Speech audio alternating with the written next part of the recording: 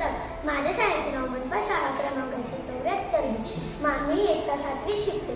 मी तुम्हाला माझ्यासोबत स्वच्छता मॉनिटर म्हणून शाळेत सांगितलेले प्रसंग सांगणार आहे।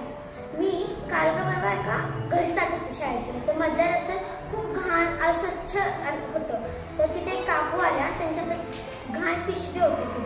त्यांनी ती नाकाशी बंद केली आणि ती पिशवी फेकली। तर मी त्या काकूंना म्हणलं, काकू तुम्ही स्वतः नाक बंद करून ती पिशवी फेकली, पण तुम्हाला वास येतो म्हणून तुम्ही विचार नाही केला की तुमच्या घरात घाण नको म्हणून तुम्ही रस्त्यावर फेकली। रस्त्यावर घाण होते, आपला परिसर घाण होतोय, तुम्हाला त्याचं हे नाहीये। तर ते काकू म्हणले नाही का ओके जा म्हणून, नाही का। मग मी म्हटलं काकू तुम्ही ती पिशवी उचला। ते काकू आणि म्हटलं की महानगरपालिकेने एवढे गाडी डब्बा कचरकुंडी वगैरे केली, तुम्ही त्याच्यामध्ये टाका। तर त्या काकू म्हटल्या बरं टाकते।